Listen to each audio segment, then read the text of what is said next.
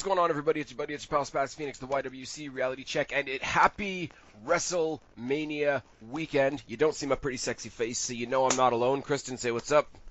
We all have headaches tonight. It's This true. is gonna go well. Guapo, say what's up. Hola, mis amigos, señores guapos, back again, and I feel like shit. I was gonna say, you guys both have sinus headaches. I've been bussing around Toronto, and I forgot what Toronto smells like. Headache. And that's Does a thing. Toronto smell bad? The area that I was in. It's not an area I'm familiar with. And just, yeah, I didn't want to get on a bus. I've always heard Toronto is, like, super clean.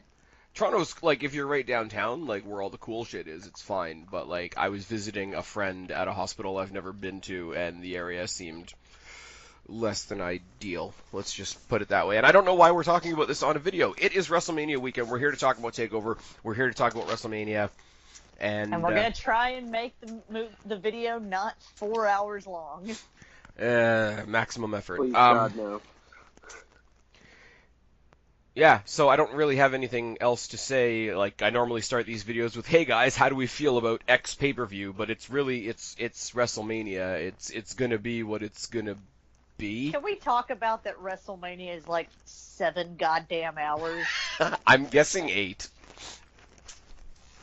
Like, at what point, I know WWE's trying to get everybody on the goddamn card, but at what point do they like, all right, we're going to have an hour-long intermission so that everybody can take a nap, and they're going to have to find a stadium where the seats lay flat so that everybody can go the fuck to sleep for a little bit. Kristen, what they're trying to do is they're trying to be like ROH and have a forever-long show that nobody wants to stay awake and watch the entire thing. Nobody wants to be like ROH. No, like, seriously, ROH has like a 8-hour. I think maybe they're hoping everybody will fall asleep during the middle so that the matches everybody's like about can squeak by unnoticed. So yeah, that's not gonna happen. Let's see, which match are we talking about there? Okay, so why don't we start with the good show then? Talk about NXT TakeOver New York, which is still, as far as I know, in the Barclays Center, but they're just not calling it TakeOver Brooklyn anymore. That's weird. 5 matches. I'm not sure. 5 matches. All of them are title matches. It's kind of weird because the UK title was always like a mid-card title on NXT, but now it's supposedly like a main title. Like, sorry, a main match, main event title.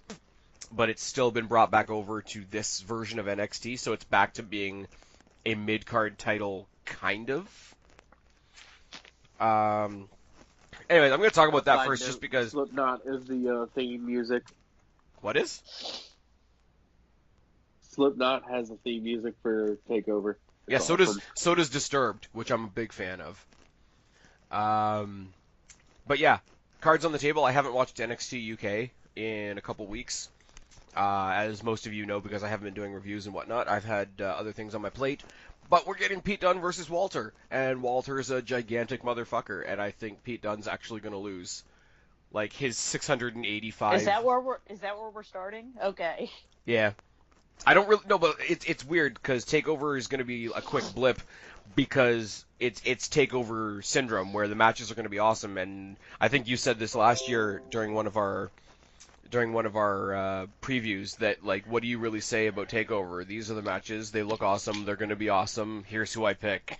Also, they can't be too long so that everybody can get a good night's rest and, I don't know, make it through Mania. Well, TakeOver's happening on the Friday, so... It's tomorrow. Oh, okay. Well, that's even better. No, still, TakeOver has to be short so that they can get a rest. They need the extra hours plus 1 day. They need to rest up for all the time they're going to spend sitting down at the Hall of Fame. Yes. Hall of Fame is a thing I guess we could touch on for a second. DX going in is great. It means China's going in. I completely forgot about Hall of Fame. Yeah. Tori Wilson's going in. Most people do. Who else is going in even? Fuck. DX, Tori Wilson. DX, Tori Wilson, Honky Tonk Man. Barber Beefcake. Brutus Barber Beefcake is apparently being inducted by Hulk Hogan, so they're sneaking him back on again. Hulk Hogan always makes his way back. We got for that chick from like paycheck. Harlem Heat. Harlem Heat is going in. We got that chick from WWE Corporate that's getting the Warrior Award, which I think is badass. Well, I think that's what the Warrior Award was supposed to be for. Apparently, yeah. I mean, like, don't get me wrong. Like, if they want to also use it to shed some light on some happier, like, community stories and, like, charity-type stuff, I don't mind that either. But it is kind of cool to see, because you're never going to see, like everybody always says, like, Earl Hebner and a couple of the other referees that we can mention off the top of our heads should be in the Hall of Fame. And that's never going to happen unless they do it some way like this.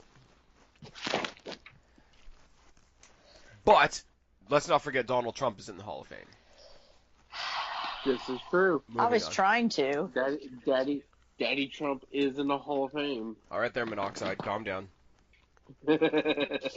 Oh, I guess I should say this because I always forget. If anybody's watching this video for the first time, what we do with the pay-per-views is we take the number of matches. In this case, it's 5 because it's TakeOver, and 5 is enough. Give me your predictions in the comment section down below. Rank them 1 to 5 by your confidence. So obviously you're going to have a pick that's 1, a pick that's 2, a pick that's 3, and 4, and 5, etc. All the way up to 16 for WrestleMania. That's WrestleMania, yeah. And when we get to WrestleMania, obviously you're going to mark your predictions from 1 to 16. We're going to keep track on the night. There are no prizes because I'm broke as fuck. Join in the fun if you want. And yeah, Pete Dunne versus Walter. Guapo, do you have anything to say? I feel sorry for Pete Dunne's chest. Yeah, that is a thing. It will be red, it will be whelped, it will be bruised. I have Walter winning at 5. Wow. I haven't seen either of these guys, so I'm just shooting in the dark, and I'm going to say Walter at 2. Only because... Also, Walter is the name of a gun. Also because Pete Dunne has had the title for too long. I only know the gun thing because I've been watching a lot of Steven Crowder videos, and like I think Walter like supports his channel. Technically, it's a Walter. There's an H in it, I believe. Oh well. I don't care. The dude's funny as fuck. I don't agree with him on a lot of stuff, but he's funny as fuck.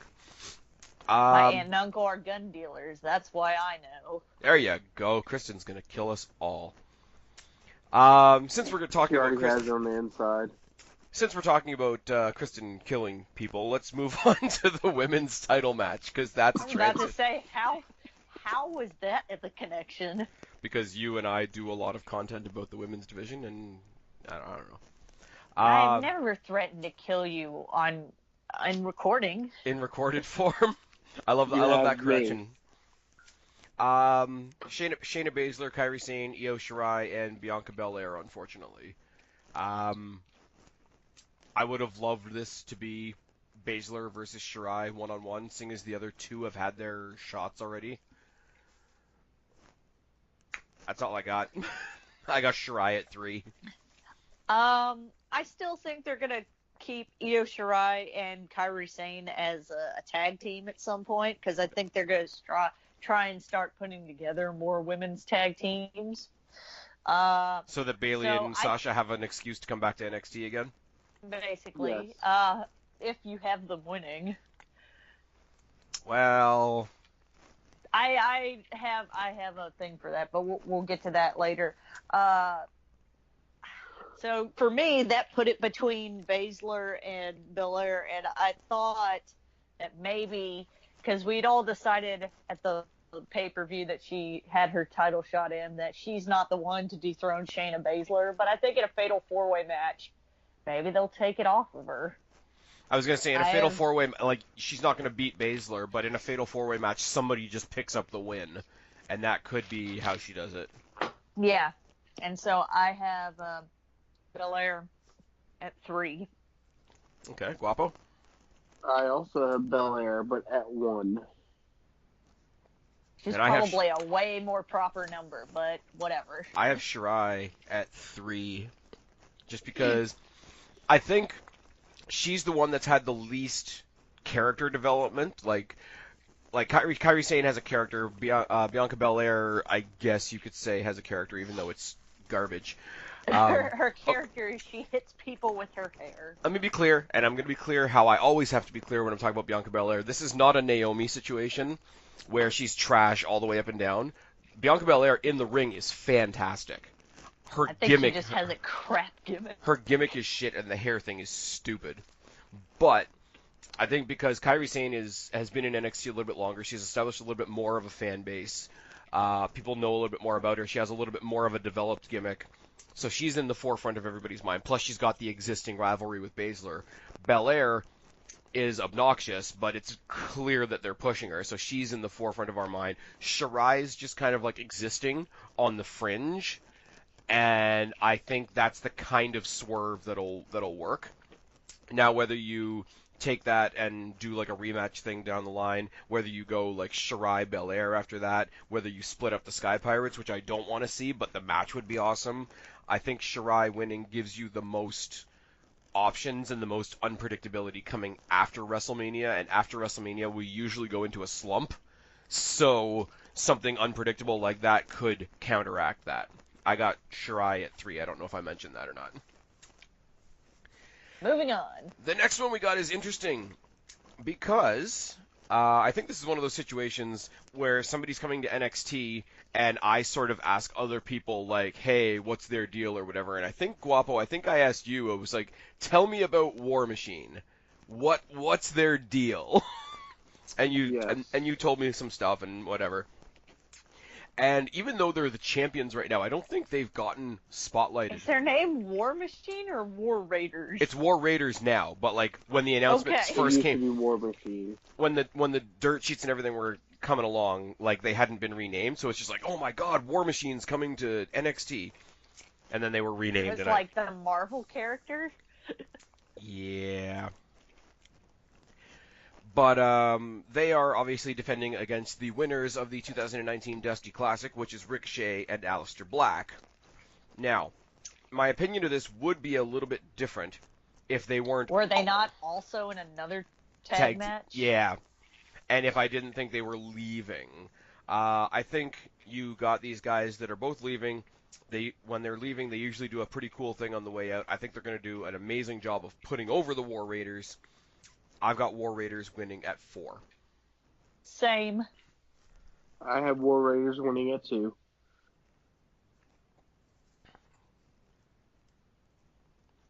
I was going to say, I could save this for when we talk about it at WrestleMania. What do you guys think in general about them being a team? Because it is sort of like an oddball team, and WWE is really famous for that, but these guys do work insanely well together. They work really well together, but I feel like this is, to me, it's felt like, oh shit, we really wanted DIY, but Ciampa's hurt, so we'll just take these other two guys and put them together. And sometimes it works with WWE, other times it doesn't. But well, because they brought up Miz 4 and people. Morrison and Morrison were a random tag team, and everybody loved them. Sometimes it works, and then sometimes you have Shinsuke and Rusev. Well, I think it was the better bet, too, because if you were going to bring up DIY, then fine, you got Gargano and Ciampa. If you put Gargano with one of those guys, it would have been like, okay, here's the Ciampa replacement. But you make a completely new team, and you avoid that element of it. But also, just for two guys that are so different, they are in sync in the ring, which is great. I love when they do the double pose where what's his name, Ricochet has the sort of like the superhero landing, and Aleister Black sort of flips back and he's in the Indian style position, but they do it in sync. I think for guys that are not unnecessarily the most in sync team, they are sort of breaking that stereotype and being a pretty damn good in sync team. I don't think that they're much longer for NXT, so no reason to think they're going to win. War Raiders, I'm interested to see what they do next. There's a small part of me, and I'm not sure why, that wants to see them have a nice long feud with, what's their name? Street Profits. Because I think they're so different, and they're so serious and intense and whatever, and you get the lighthearted guys on the other side. It would sort of be like AOP versus New Day type of thing, but on an NXT scale. That's what I'd like. And Street Profits have never had a long program for the titles. So I think everybody wins by War Raiders keeping the belts, and obviously you're not going to have them carry the tag team title belts onto Raw or SmackDown because there's a lot of tag titles up there. North American Championship, Velveteen Dream versus Matt Riddle. Now, I was waiting for you to give your thoughts first. Well, I think it's time to have Vince call up Velveteen, so I think the King of Bros wins it, and that's my number 4. If Velveteen gets called up, he is destined for Tyler Breeze level of mediocrity on the main roster. I will say that on my 2K19, Goldust and Velveteen Dream are the tag team champions. Exactly. It would be great. Anyway, so you got Riddle at what? 4. Okay. I have Riddle at 5. Not because I think Velveteen's moving up, but if he does, he's basically signed his, you'll get a U.S. title run maybe in 4 years. Oh my god. And that's about it. But he won't be cosplaying as Hollywood Hogan on the main roster. That's for damn sure. There's that. There's people with everyone that comes in with like that sort of genre of gimmick, it just doesn't ever go anywhere on the main roster. And I mean, not everyone is headlining WrestleMania world champion material. You have to have people that are going to be the IC champion, people that are going to be the mid card forever, but like Kofi Kingston? Yes, like your Kofi Kingston. What did I say in our last review that somebody was one Marvel movie was the Kofi Kingston of Marvel movies? A solid B+. I think I said Captain Marvel. The Captain Marvel movie was the Kofi Kingston of Marvel movies. I would say Captain America is the Kofi Kingston of Marvel movies, but that's another story. Oh, you're just wrong. It's okay. He'll be dead soon. I got Dream at 1. He'll retire. I got Dream at 1 soon because I think as much as people like Matt Riddle, and obviously he's got like a bunch of fucking tools to bring to the table, I think he's still got some newness on him. I think there's people that, like myself, who are not familiar with him from before NXT, that are still trying to get a handle on like what his deal actually is.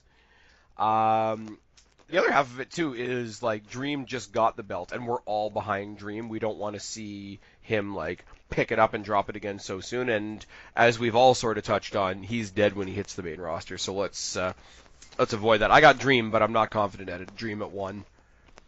Oh, sorry. I think I put Riddle at 5 if I didn't mention it.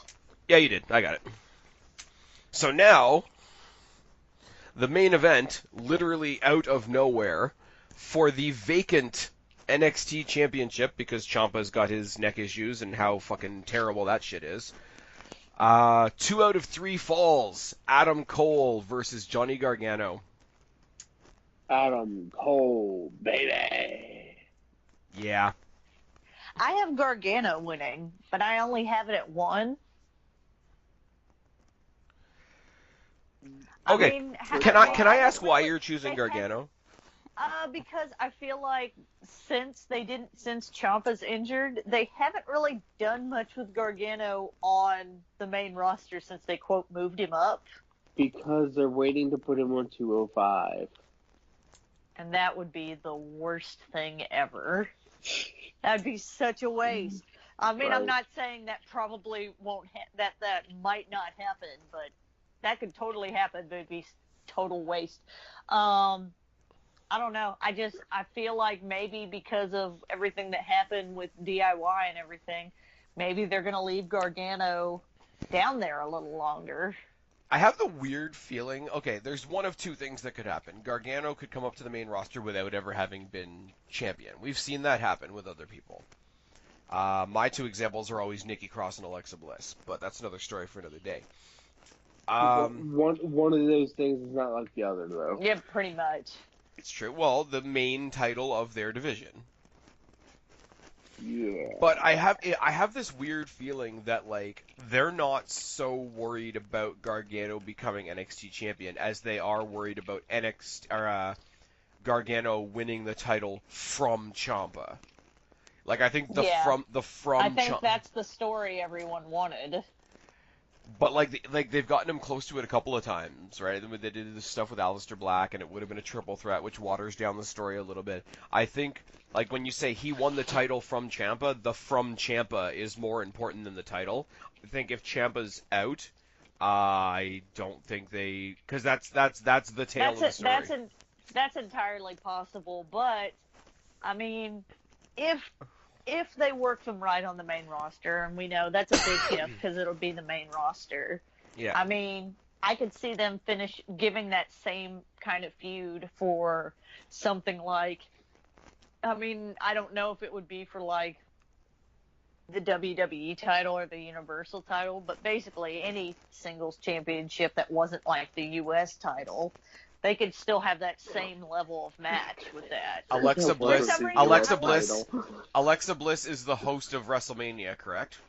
Yes. Alexa Bliss comes out, interrupts the introductions, and announces that Johnny Gargano is the surprise third competitor, along with Daniel Bryan and Kofi Kingston. No. And Johnny Gargano. No. I think you're delusional. Johnny Gargano hits the one shot on Kofi Kingston and steals Daniel Bryan's title without even pinning him, and it's the real next Daniel Bryan, not the poser next Daniel Bryan that they're trying to do with Kofi Kingston now. I'm brilliant. Don't at me. I think you're That's horrible. I got Adam Cole at 5. Adam Cole I have my number Gargano 3. at 1. well, Guapo, you got 3 because it's the only number you got left. Yep. But Adam Cole, I've compared Adam Cole to Shawn Michaels since he first debuted on NXT. He's got that he should have a belt vibe. Like he should be a champion. He should be on the top of some pyramid. Now, if Gargano does win, I feel like they have to bring up they're gonna have to bring up the faction shit. Why can't I think of it now? Undisputed Era? Yes. I think bring 'em up. WWE needs to hold up on pulling anyone else up because they already pulled a bunch of people up that they're not doing a goddamn thing with. Oh, come on. EC3's great. Like there's this awful trend right now of, oh, we got to bring people up, and then they don't do fuck all with them. Well, they don't do fuck all with half the talent that they do have already, but Exactly. You know. So why ruin? Oh, come on. Did you not see SmackDown? No, I didn't see SmackDown. Guapo, did you see SmackDown? What No, happened I'll be on honest, I didn't SmackDown watch that would SmackDown. make me change my opinion?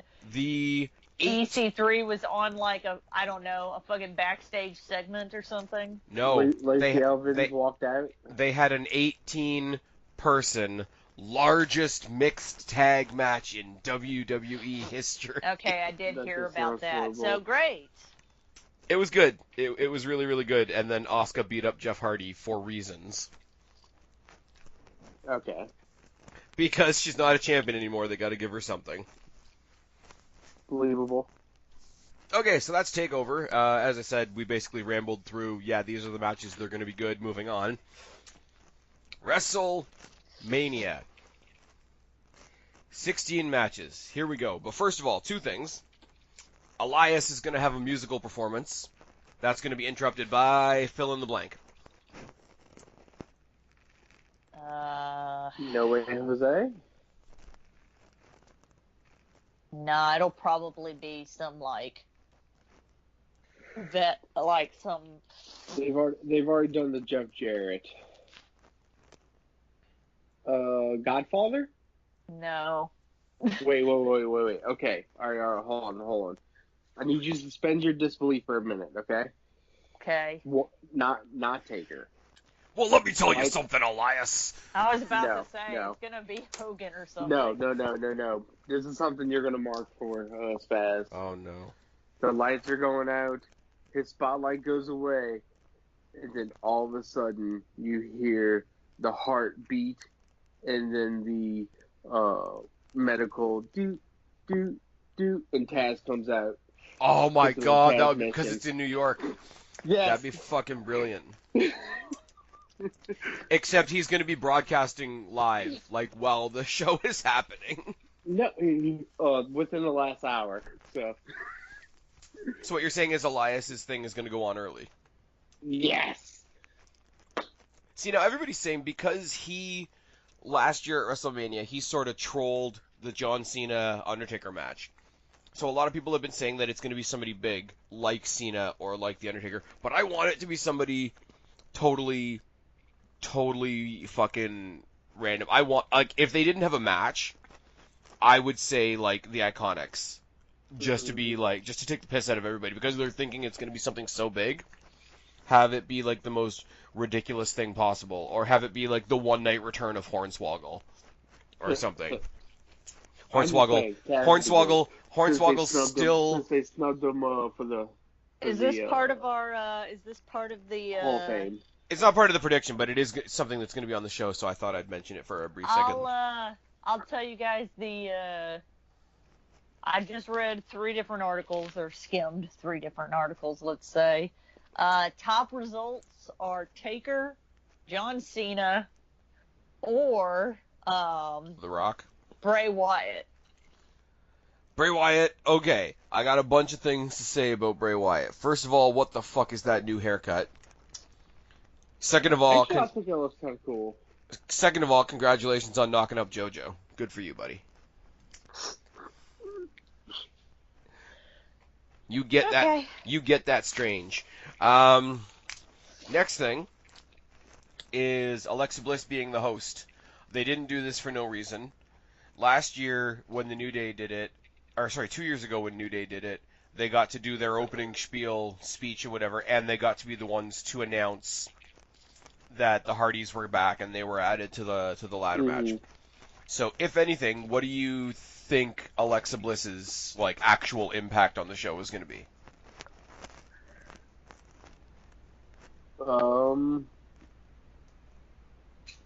I have no idea, honestly. Well, if we're going to be stereotypes about it, it'll probably be something to do with probably the women's tag match. Tag or the women's main women's event? tag. It would be the best thing. Okay, and by best I mean the worst. But like, when I say best, I always think back to like Sheamus beating Daniel Bryan in 18 seconds, and the best part of that is like watching the internet explode. How good / bad would it be? We get to the main event, and Alexa Bliss, because she has the authority for the night, puts herself in the match, makes it a fatal 4-way. That would be the worst. I don't count against it. I also see I could also see possibly a thing where she, like, near the end of the women's battle royal, like, adds herself, but, like, near the very end of the match. Oh, so she has the advantage. Yeah, so that she wins that. See, I would like that, but at the same time, like, even somebody in kayfabe at that point, in a position of authority, you would aim for something higher. Like, the Battle Royal on the pre-show, like, Yeah. if her active thing is to get, like, possibly tossed around in the kickoff, like, she would, logically, thinking about that, you put yourself in a match, there's a chance you could get hurt. Like, why would you put yourself in a position to get hurt before the show even starts? I don't like that that's a thing, but it's a thing. What I said was when she came out to announce that she was the host, WWE.com showed backstage footage of like Nikki Cross watching her make the announcement and talking about like being an outsider and how weirdos like her never get invited to do things like that, and basically talking to herself but like directed at Alexa Bliss, like, you know, I wonder if she wants to play. I love Alexa Bliss. You guys know this, but I also love Nikki Cross. I would love for her to be doing like her opening spiel, and she just gets taken out by Nikki Cross, and sometime later in the night, that's just a match for match's sake, because I think Alexa Bliss versus Nikki Cross could be really good. Like, just, like, the polar opposites of them, like, you know, Nikki Cross being all insane and whatever, and Alexa Bliss being the stuck-up heel that we know she can play up to the hilt. I think it could be good. I don't think it's going to happen, but I think it's what they should do. I got nothing else. You got nothing else, Guapo? To be completely Nope. honest, I hadn't Nope, even nothing. thought about the idea of what they would do with her as the host of WrestleMania. Yeah, they could do absolutely nothing. I could be wasting my breath at the moment. But speaking of the kickoff, and again, much like NXT UK, I have not watched 205 Live in forever, but we got Buddy Murphy apparently taking on Tony Nese. And I don't have much to say because I don't really know how we got here other than there was some kind of tournament and Tony Nese won. I mean, I don't have anything against Tony Nese, but he doesn't make me excited for a match. Buddy Murphy does, and I would love Nese to win the match, only if, like, when we get the Superstar Shakeup, like, the week after WrestleMania, I would love it if Buddy Murphy got, like, drafted to Raw or SmackDown, because I think he deserves it. But that's me wanting Tony Nese to win, but not because I think Tony Nese will be good. It's like looking at the opposite side of the coin. But the logical part of me says Buddy Murphy for the cruiserweights, anyways, is over as hell. So I got Buddy Murphy at 3. I have Buddy Murphy at 4 for basically the same reason. Ye of little faith. I have Buddy Murphy at 13. Wow. That's pretty high. I believe in Buddy Murphy. Yeah, but you gotta remember, like, low picks is like stuff we're not sure about. / it also kind of represents how interested we are in the match. That's not true. I That is not the premise of the match. It's of the game is how sure you are. It has nothing to do with how much you care. Okay, how many of our 1s and 2s are matches that we don't care about though? Well, Yep. it does just because it happens to align that way sometimes doesn't mean mean that that's how it always is. Okay, what's happened to you and why are you trying to be the nice one tonight? I don't know. Maybe it's a headache. Okay, we got the 2 Battle Royals we're going to get out of the way right away. Now, for people that have not done the WrestleMania pick'em with us before, this does count as 1 pick, but I'm going to give you 2 names. You can pick 2 different people that you think might win, and it counts towards your 1 pick. Anyways, we're going to do our picks, and then you guys are going to see how it goes. So you pick 2 names, and if either one of those people win, then you win that set of points. Kristen, who you got? Well, I only have 1 person picked because I think that's I've heard rumors, and I think that's what all this is about. I think Lacey Evans is going to win. Okay, at? 11. Wow. Guapo? Just have a feeling. The women's is my number 2. So, Lacey Evans is one of the picks for me, and Ember Moon is number 2. Kristen, do you want to throw a second guess out there just for the fuck of it? Yes. Just for the fuck of it. Fuck it, let's put Asuka in there. Okay. My 2 picks, and they're sort of like, the reasonings for them are completely opposite, is either Asuka or Nikki Cross. I say Asuka because this could be WWE's stupid attempt at giving her something since they just took the title away from her, which is not the same at all. Or it's Nikki Cross because eventually they have to do something with her. No, they don't. Look what they did with Sanity. Okay, but you see how they've kept her away from Sanity. Yeah, it still doesn't matter. I like her remix of the Sanity intro better anyways. And the Andre the Giant Memorial Banter Royal. Oh, wait, can I say something else about Sanity first? You can. They're bodyguards for Shane McMahon. As we're talking about, yeah, they don't have to do shit with Nikki Cross because they don't have to do shit because they haven't done shit with Sanity up to and including having the Miz beat all 3 of them in a handicap match. I don't know. I think if they were going to do like, if they didn't have anything planned for her, they would have just stuck her back with her buddies and just made their writing even simpler. So the fact that they didn't take the most easy route possible kind of makes me think something's happening.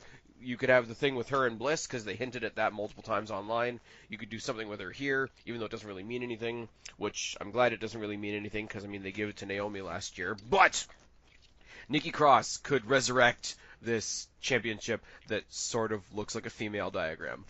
But it also looks like it's wrapped in foil. It's a chocolate trophy wrapped in foil that looks like a female diagram. Anyways, on to an equally ugly trophy. We got the Andre the Giant Memorial Banter And Royal. the equally stupid trophy. Well, yeah. It looks like if you left it out in the sun too long, it might not look the same. Can you guys remember who the first winner of the Andre the Giant Battle Royale was? It was Cesaro. Yep. And then it was Big Show. There. Then it was Big Show, then it was Baron Corbin, which was kind of cool because he was still an NXT guy at the time. So it was like, hey, we gave an NXT guy something. And look how far he's come. Hey, he ran the place for a little while. He's the true face that runs the place. Boo. And then he got a haircut. He's in the Shawn And Michaels. now he's the constable. Not anymore. He's in the, like, hair club for Shawn Michaelses. And now he's gonna lose horribly to Kurt Angle. Oh, we'll get there. Okay, anyways. Who are your two I picks for the have- Battle Royal? I have, and my justification for them is kind of like your justification for Asuka. I have either Mustafa Ali winning or Andrade winning, kind of for the same reasons of, well, we'll give you, you were supposed to have this kind of semi-biggest match, more on Mustafa Ali's end than on Andrade's end. You were supposed to have this, like, much bigger profile match, but then shit got fucked, so here's this. Side note, I'm just asking an opinion here, because I'm pretty sure I know what the answer is.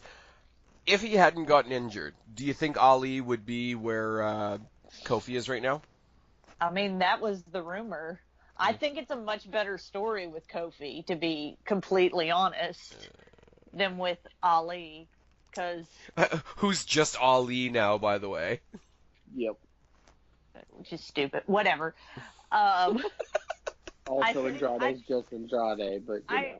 I think that yeah, he would have been, but I think WWE landed because of that, because of him getting injured, landed in a much better story than it would have been with Mustafa Ali.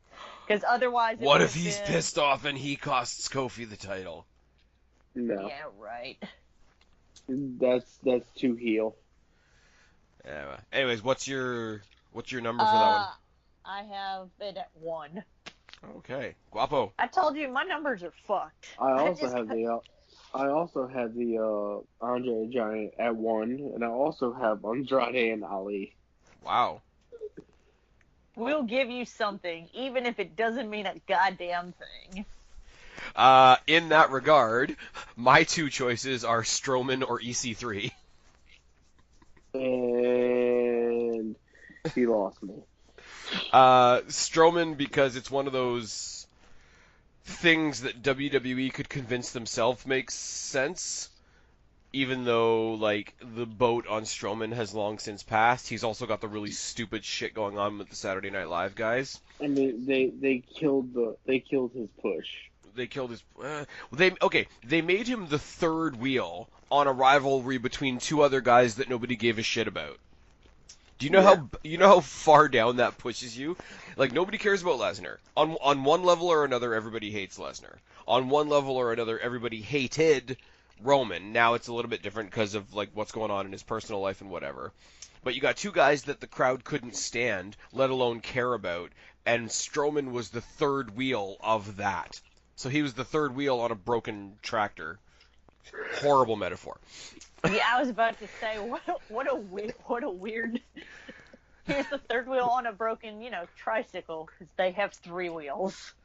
But being the third wheel on a tricycle is what makes it a tricycle. So that doesn't work. So then it just turns into a bike. Yes. Anyway, and EC3 is kind of he's like my Nikki Cross. It's like somebody that they haven't done anything with yet, and it could be the start of, like, not that the Battle Royal means anything to the fans, but like in their eyes, it could be the start of, okay, we're actually going to do something with them now. So the random choice is Clearly they have. Yeah, the random choice is EC3. The bullshit, I don't really want it, but it might happen choice is Braun Strowman. So now, let's talk about some tag team matches, playa. We got SmackDown tag titles that were literally added on SmackDown by Alexa Bliss, who's, from Raw, so fine. Usos are being punished for helping the New Day by defending against The Bar, Rusev, Nakamura, and Black and Ricochet. Much as I like the Usos, if Black and Ricochet don't win this, then WWE have missed the switch. I got Black and Ricochet at 10. I have Black and Ricochet at 12. Both y'all crazy. I have Usos at 12. Wow. I think it's funny that, I still feel weird because I feel like this was clearly a spot for DIY that then they were like, fuck, Ciampa's injured. I feel like this is the fuck you for everybody that was protesting online for Usos versus Hardys. Which I would also very much have been down for. I would have not cared less. Wow. Yeah, but you have like a hate on for the Hardys. It's not that I hate them. I just am like I nothing them. I'm over it. Like, I don't care. You're not even whelmed. The Hardys whelmed me. That's what it is. They are whelmed. I am whelmed. But by they're the not Hardys. even doing like the broken shit anymore. No, it's not even the broken shit, as annoying as it was. At least it made me, feel something about it. I'm going to ignore that. At least it made me feel something about it. Even if it was, like, annoyance about it, at least I felt something. You were slightly whelmed. I feel nothing. I feel nothing. That makes me sad. That makes me sad for you.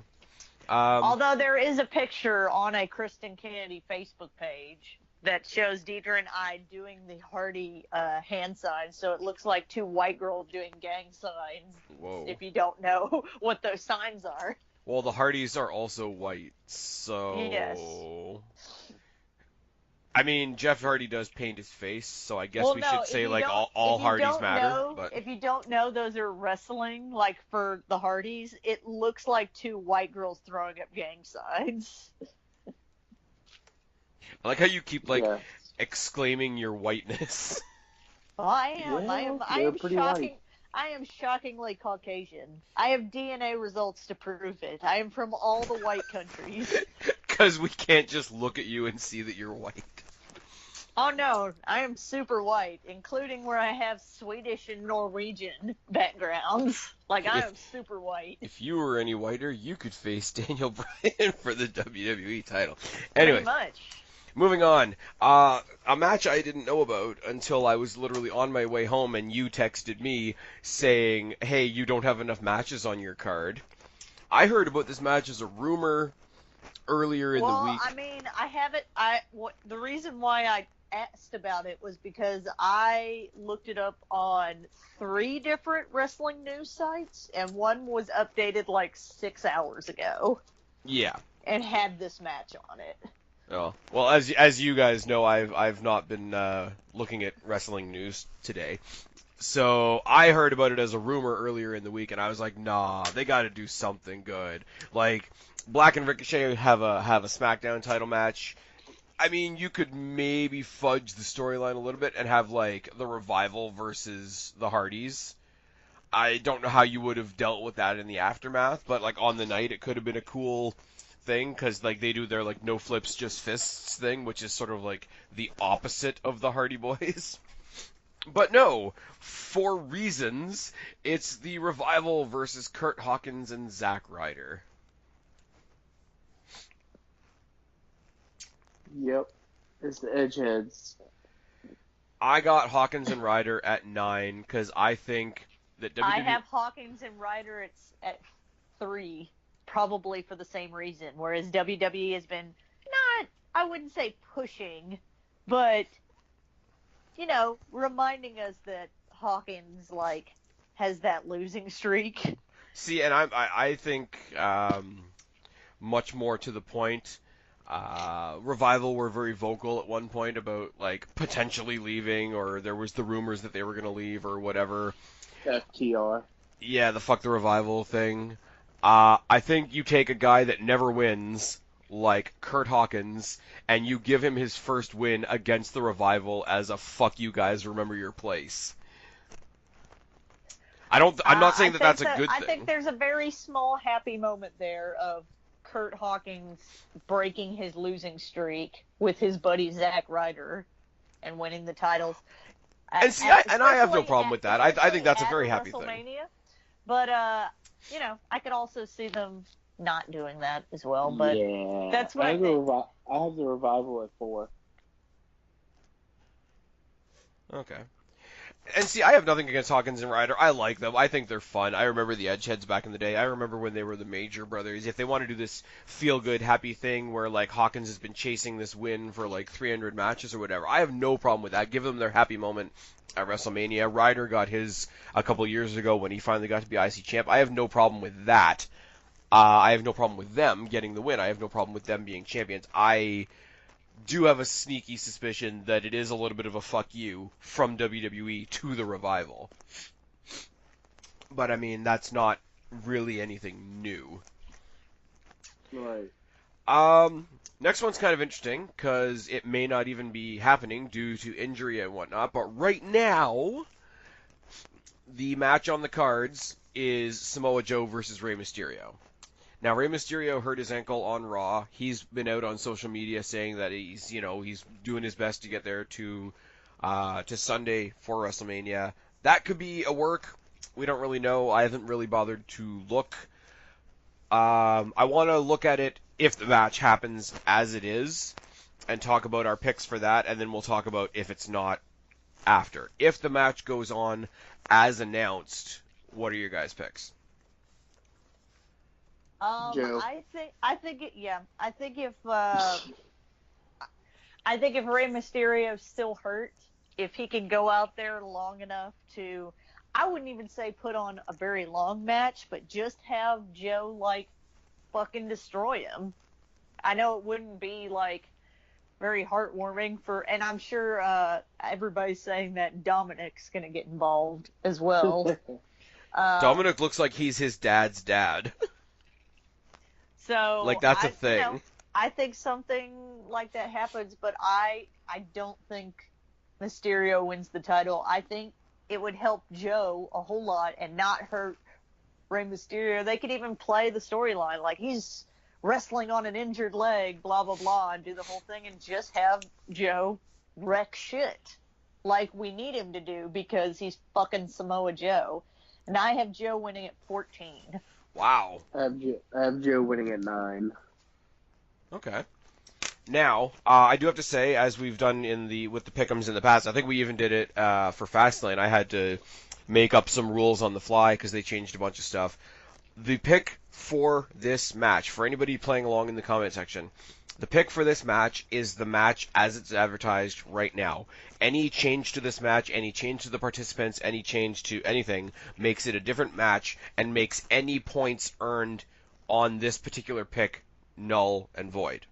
So, please take that into consideration when you are making your picks, if you're putting your picks down in the comment section below. Now, we come to what I consider to be the more fun part of this particular match. If Rey Mysterio can't go, if he's pulled, if he's not cleared, if he's whatever, and they still do a match, who would you like to see replace him? Because I've only got one person in mind, but I'd like to hear what you guys think. R-Truth? Is that your legitimate answer? Hell no, of course not. Honestly, my pick would end up being, I would love to see Velveteen do it.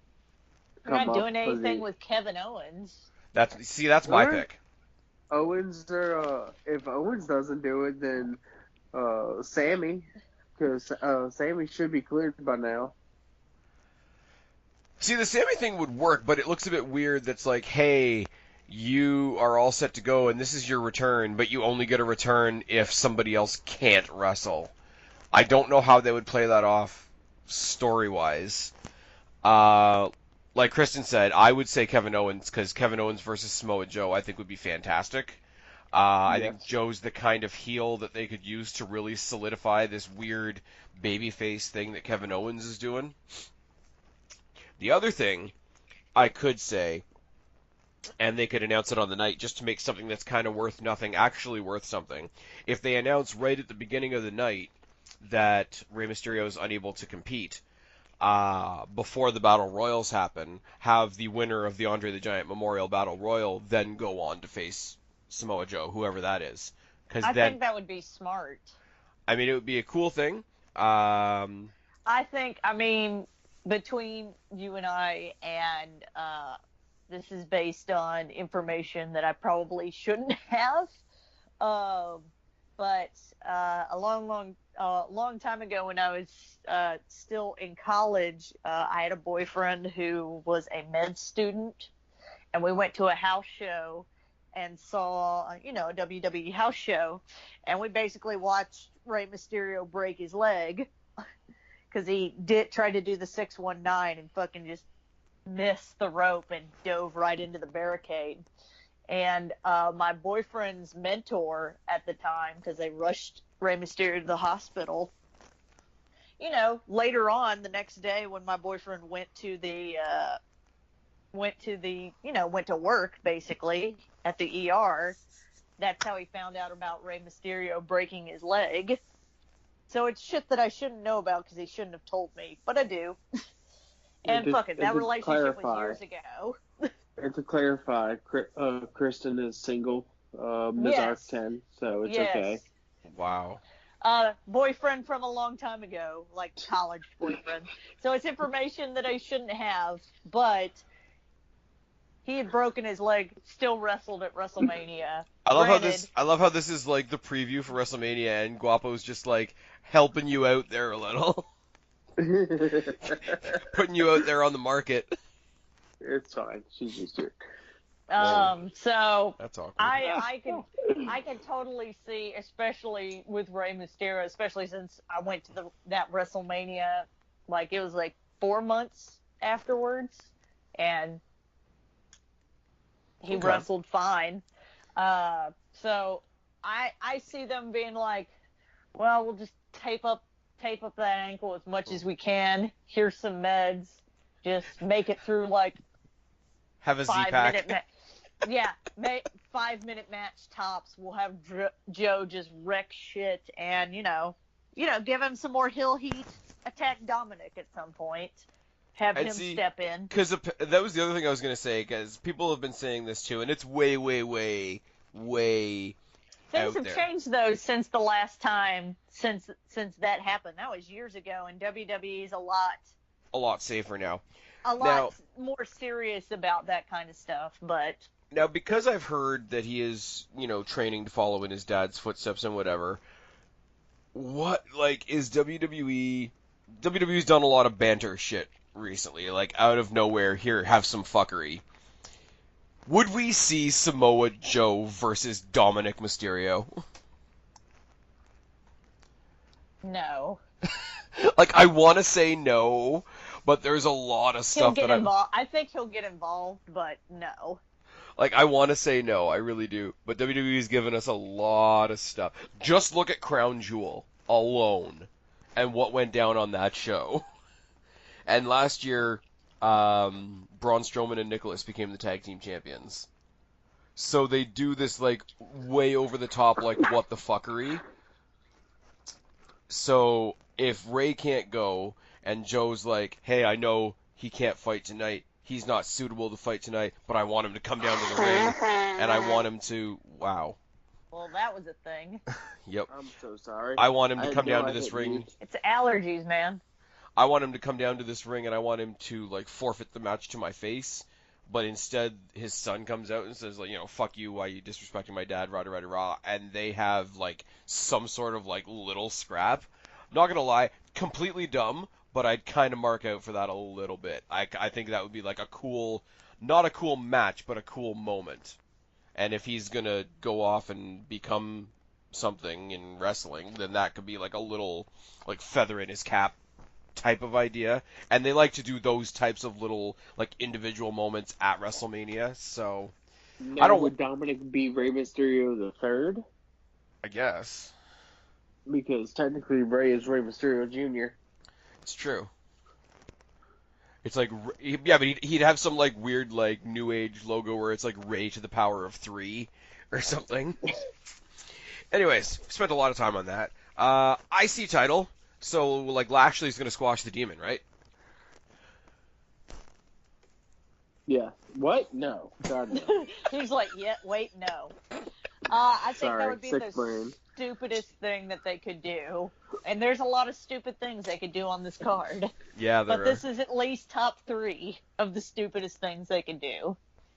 Clearly. But you will see that I actually don't have a lot of faith in WWE because I have Balor as the Demon winning, but only at 5. Because that sounds like a stupid thing that they would do. Did you see Raw? Kristen, are you not backing up your man? I am Oh, dear. backing up my man, but I'm not stupid. Guys, WWEs are I- idiots. In the words of Kristen, guys. But Finn Finn Balor Balor is my answer. Is my answer, yes. The Guapo. answer is Finn Balor. Finn Balor at 14. Alright. But the way they announced it on Raw was No, you know what? Fuck it. I'm gonna change 2 things. Go ahead. you're gonna change 2 things. Yeah, well, I have to in order to give it a different number. Oh, okay. So what's the new number? Well, no, keep talking and I'll give it to you in a second. Okay. She has to crunch some other numbers. I do. I have to change some other numbers. Did any of you see Raw where it was actually announced that it was going to be the Demon, and he just sort of came on screen and went, bah! Yeah. You know what would have been way better had they not said anything and then just have him come out as the Demon. I think that would have made the crowd go fucking nuts. Yeah. Oh, yeah. But WWE Wait. doesn't know how to NXT. I think they'll WWE actually... doesn't understand subtlety. I have Finn Balor winning at 10. There. 10? Okay, Alright. better. I think maybe they just have to mentally prepare everybody for a 10-minute entrance. And let's just hope we don't get a Rainbow Demon. Oh, God. It'll look like a Cabbage Patch Kid. Anyways, it'll be worse than whatever that pumpkin getup was when he was supposed to face Sister Abigail. True. Let's all remember that was almost a thing. Thank God Bray has weak ankles. Ooh. Anyways, moving on. I'm just gonna sidestep that one entirely, if you don't mind. The women's tag team titles. Sasha Banks and Bayley versus Natalya and Beth Phoenix, who's back for reasons, versus the Samoan Battle Cows versus She's the back Iconics. because they were like a tag team during their time, but like there was nothing for them to actually compete for. This doesn't need to be a 4-way match. It really doesn't. Like, we're supposed to like be emphasizing the fact that this is the title that hops all brands. If you're gonna go with all current talent, like I know the rumor was like forever ago that it was gonna be Trish Stratus and Lita, which, as awesome as it would be, would also be kind of pointless. If you want to emphasize that this is supposed to be for all brands or whatever, make the triple threat, make it Boston Hug Connection versus the Iconics versus the Sky Pirates. Here, I'll give you one better. You still have it as a fatal 4-way, but instead of Jax and Snuka, you have Io Shirai and Kairi Sane. Because then you have That's the Sky a Pirates. Raw team, yes. A Raw team, a SmackDown team, an NXT team, and also a veteran team. And see, that's fair, but like, If you are just dead set on Fatal 4-Way, I feel like that's the best way to do it. and see, this is really One from each and a nostalgia. this is really probably a mean thing for me to say. I have no problem with Beth Phoenix coming back. I don't care about Natalya. Like, I would rather have, like, Beth Phoenix come back with another legend than with Natalya. And it's not because she's bad. Like, we know Natalya is technically sound in the ring. We know she's, like, awesome, like, away from the ring, like, does charity stuff, does, like, animal fundraising and all that kind of bullshit, right? But, like, I don't care about Natalya. And for so long, like, I've wanted to find a reason to care about Natalya, because she's one of those characters that you, like, you think in the back of your mind that you should like, but I just don't care. Like, when she was with Ronda Rousey, I didn't care. When now she's back with Beth Phoenix for the nostalgia bit, I don't care. Like, I would care more if the team was Ronda Rousey and Beth Phoenix. I don't care about Natalya, which is shitty, because, like, there's nothing wrong with her. There's just nothing with her. I'm gonna go back to Kristen's line from earlier. He's whelmed by her. I'm just whelmed. This is whelmed mania. In a lot of ways, it really is. But no, in all honesty, like, it should just be Boss and Hug Connection versus the Iconics. And you know what? Fuck it. I've got the Iconics winning at 7. I have the Iconics winning at 2. Guys, I think they'll win, but I think it'll be like super sneaky heel way, they'll hide or some shit. I have the Iconics winning at 8. Wow. This is weird. And see, here's my logic though, right? First of all, WWE knows that nobody cares about Nia Jax and Tamina, and the whole, like, well, we're pushing Tamina because she pushes all these positive ideas that anybody can do anything. That's gonna fade. Nobody gives a shit about Tamina individually. The other team is, like, thrown together for nostalgia purposes. But I will say, even more than Sasha and Bayley, who everybody loves, the Iconics came to WWE as a solidified tag team. So how are you not going to give them the tag team titles? Where they are, like, the only other team, and I say team because the third member of their team had to retire because of injury, the only other actual team in WWE is the Sonya Deville and Mandy Rose, or as What Culture calls them, sex and violence. But, like, I know they're not. They were Fire and Desire. They are Fire and Desire, but that's okay, really just lame. Making sure. It is super lame, but I was just making sure. But I mean, Boss and Hug Connection is also very lame. Yeah. It's like they're trying to do Rock and Sock, and it doesn't work. But yeah, no, sex and violence actually makes a legitimate amount of sense. So shout out to What Culture. Yeah, I don't know, like, and Sasha Banks and Bayley are a cool team. Don't get me wrong, but in essence, a tag team title is a mid-card title. And if you have main eventers, which Sasha Banks and Bayley are for the women's division, if you have main eventers holding a mid-card title, you rob the mid-card of having a title. So I understand giving it to them, like, as the first champions and whatever, to make the titles big, and because they had a big hand in making it happen and all that sort of thing. But now, give it to a tag team so that it can be used properly. Now, partially that's my opinion, because you can have a tag team champions like Rock and Sock Connection were, and that's sort of an exception to the rule. But, I mean, you put the tag team titles on the New Age Outlaws, because Road Dogg was never going to be WWE champion. You put it on somebody like the Iconics, and you have actual teams. Like I say, Sky Pirates, actual team. Absolution is an absolutely actual team. See what I did there? You don't serve anybody by... I'm just going to get repetitive at this point. You don't serve anybody by putting a mid-card title on main event players.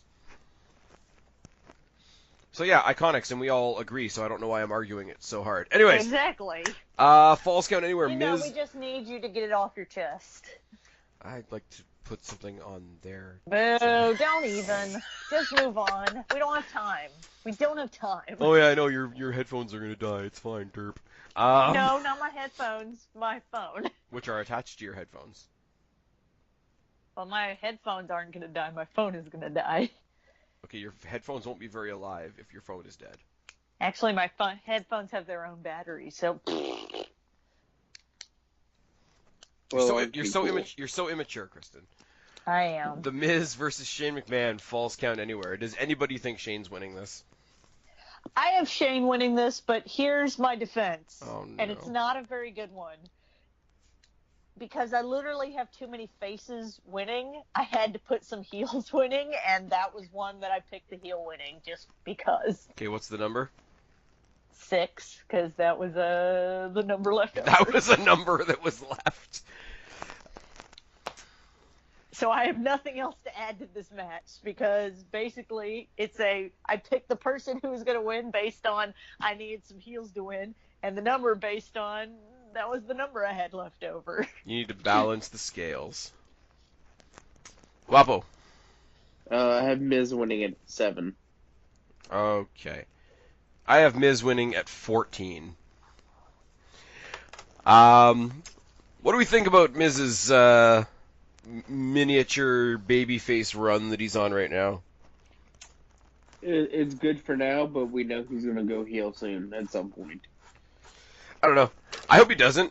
I like him as a heel. Obviously, he's better as a heel, but I think it if nothing else, it lets him flex a little bit in a situation that he's not familiar with, and I think he's doing okay. I think it underlines the situation when somebody who's never, ever, ever serious, always sarcastic, always arrogant, whatever, gets hit with something so bad that even they become serious. So that's where I think him being such a heel in this face turn, it like adds to the effectiveness. I mean, it's hard to sell a Shane McMahon match because he's not a wrestler. Like, he's a McMahon that needs a spot at Mania. So it's hard. And everybody sort of, even though, Shane McMahon's had some cool car crashes here and there, it's hard to sell a Shane McMahon match as something you should be invested in. But for Miz, like I say, who's always arrogant, sarcastic, showman, etc., to be hit by something that Shane did, and it makes even him go serious, I think it lends credence to what Shane McMahon has done that wouldn't otherwise be there. And I hope they at least, even if they don't quite know where they're going with the face turn, I hope they at least play around with it a little bit before they go back to default. And I'm pretty sure Miz is going to have an awesome WrestleMania entrance. I hope he brings back the inflatable letters. Yeah. That's all I got. The inflatable letters are awesome. They literally are. They also say awesome. Next. What the fuck do we have here? We know we're going to talk about the 3 big titles the most, so we're just trying to make it through. The returning Roman Reigns versus Drew McIntyre. Roman Reigns is winning at 16. Next. Roman Reigns is winning at 15. Next. 15 for Guapo, 16 for... Does anybody really think Roman Reigns, the returning triumph after beating cancer, is going to fucking lose at WrestleMania? If you think so, you're crazy.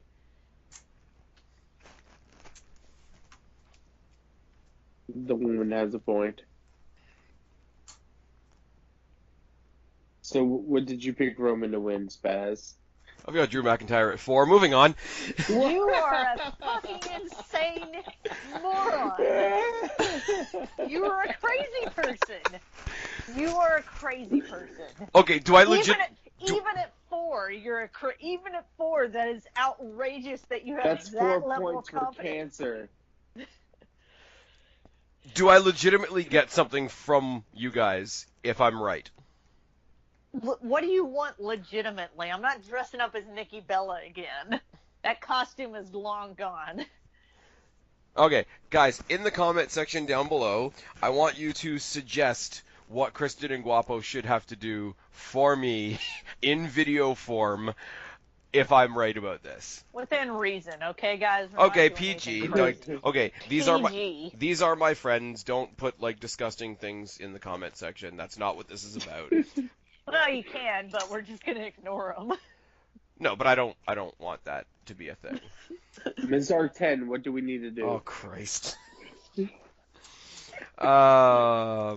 Yeah, I got McIntyre at 4 only because like all the reasons you say he's not going to win are the reasons I think he is going to win.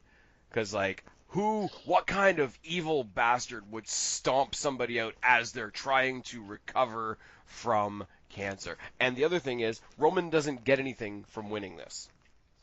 So if they're ever going to have Roman lose a match or stumble, it's going to be on his comeback where they can say, hey, he was doubting himself, he wasn't at 100%, maybe he was depending on his Shield brothers when they came back at friggin' Chamber or Fastlane or whatever the hell it was. If they want to fix Drew McIntyre, who needs fixing because of all the shit that he did with, like, the Dorks of War, this is how you do it. And this is how you do it in a way that doesn't hurt Roman. This is how you do it in a way where people still have sympathy for him at the moment, so the loss will get him sympathy, which WWE thinks they'll be able to translate into another title run down the line, which will fail. If you're ever going to see Roman lose a match and have that loss work in his favor, it'll be this match. And they've already got Samoa Joe. They need somebody that comes across as equally that vicious on Raw, and McIntyre can do that. They just need a stimulus for it, and I think it's going to be this. I still think you are crazy. Yeah, okay. That's fine. Guys, comment section down below. If I'm right, what do they have to do?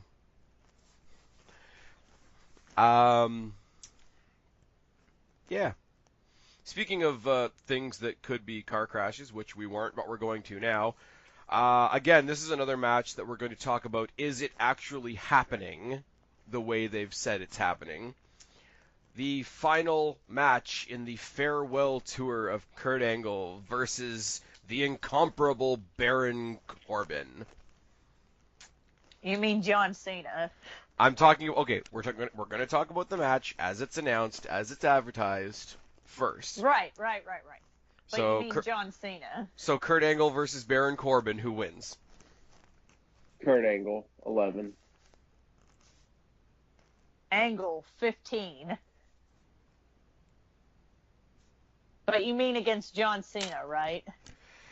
I want to bring up another thing, because I still haven't seen the whole thing, because apparently there's not a version of it on YouTube that will play in Canada. But apparently John Oliver had a couple of things to say about WWE. Oh, yeah, I saw the whole thing. Including looking like a pedophile, including Roman Reigns looking like a pedophile that went for a jog, which is awkward. But he played the response that Roman Reigns got the Monday Night Raw after beating The Undertaker at WrestleMania, and at the time we thought retiring The Undertaker. Because what do they? They booed him for 5 minutes straight. Wasn't it 8? He said 5, I believe, but whatever. Okay. So you've got a significant amount of time for television. Yes. So you've got a guy who none of us wanted, who none of us believed in, none of us were behind, none of us thought was deserving of it, who retired, so we thought, a legend at WrestleMania. What if Corbin beats him? What if the match is the match, and that's the swerve? The swerve is there is no swerve, and Corbin beats Angle in his last match.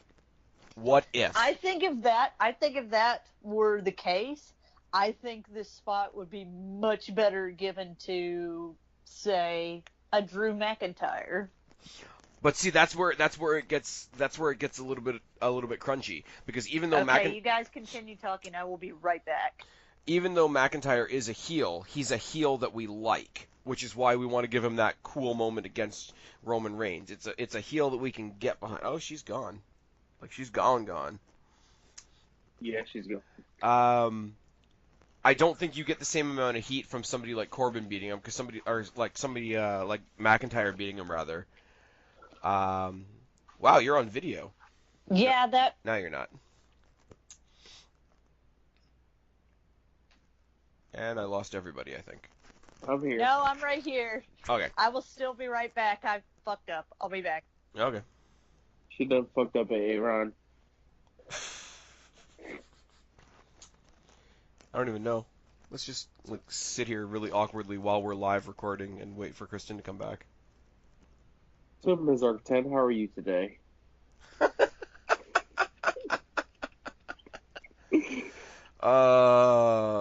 See, you guys keep trolling him. I think he's gonna win now. Like that's gonna be a thing.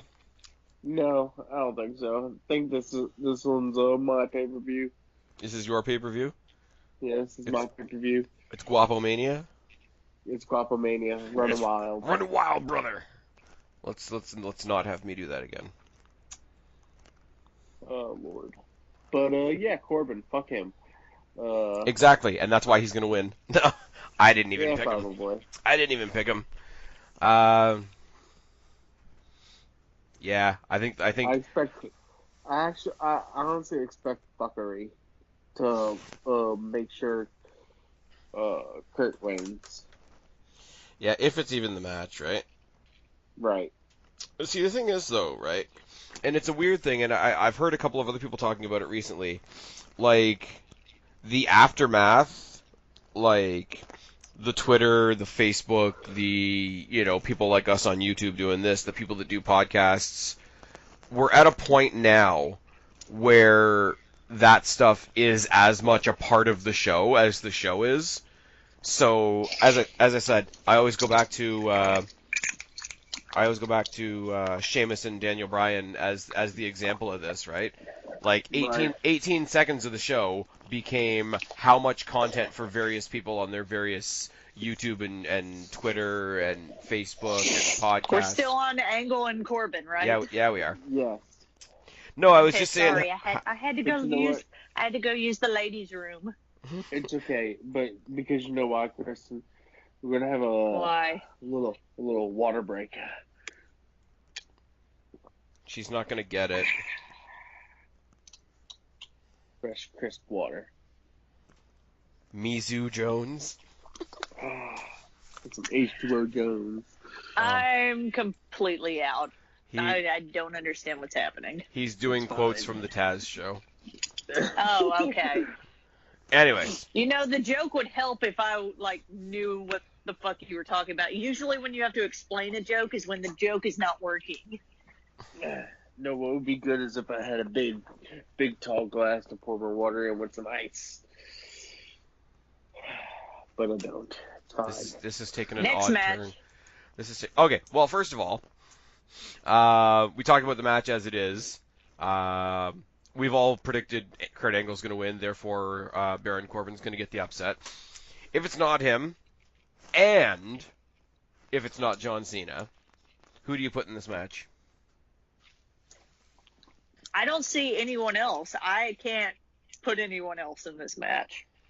It almost has to be John Cena. A lot of the matches that happened on Raw and SmackDown leading up to this could have been this match. I don't know what it would have done for him, moving forward, but, to put somebody like, what's his name?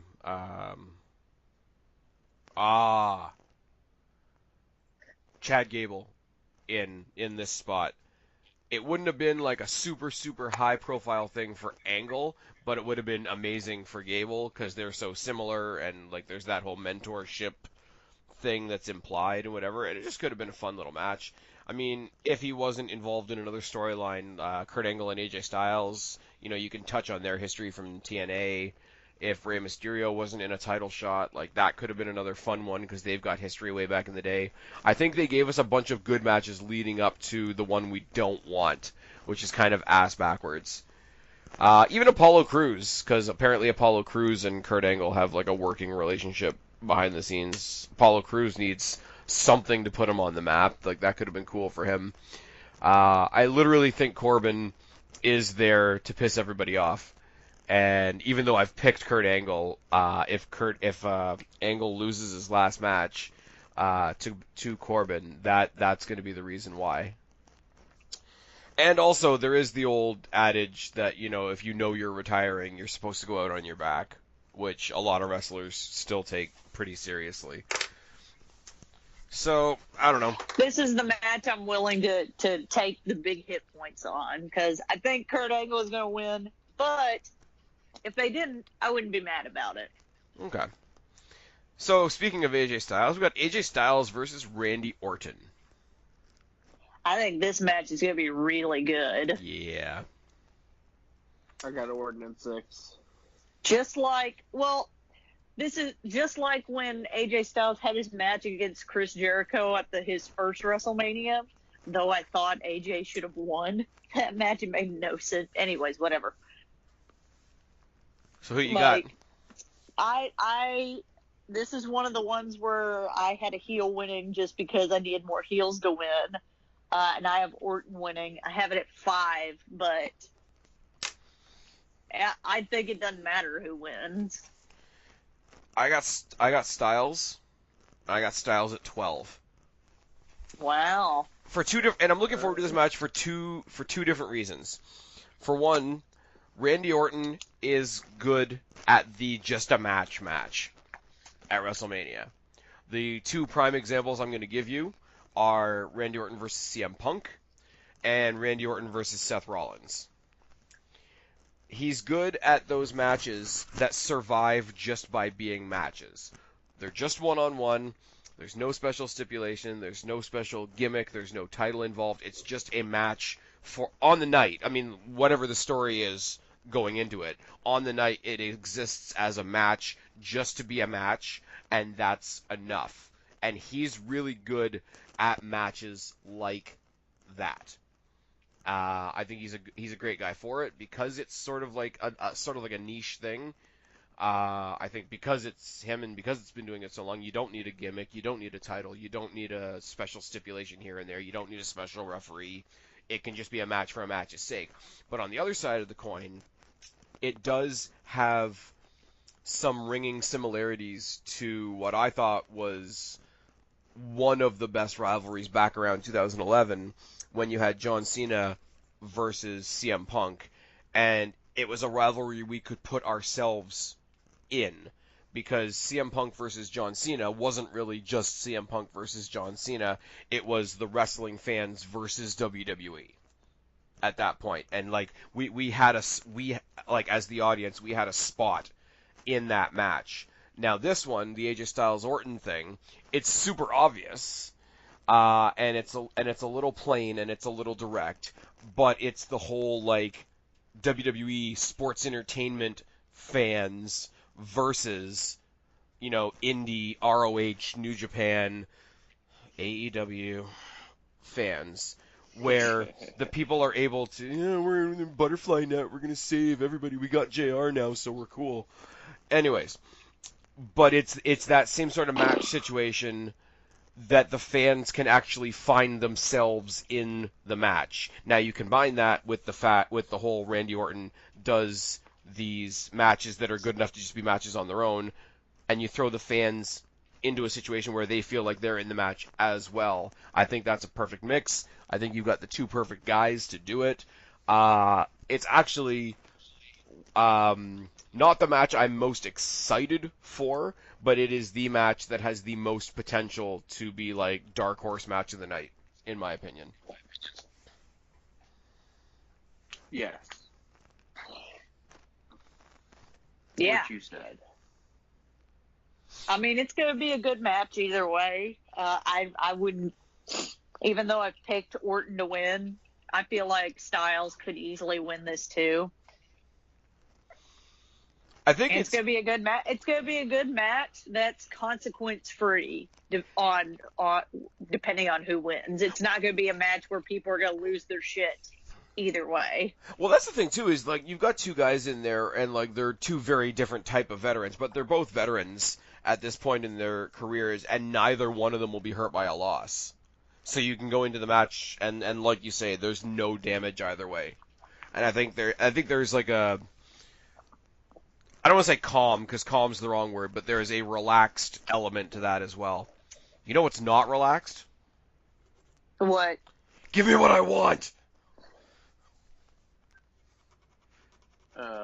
What do you want?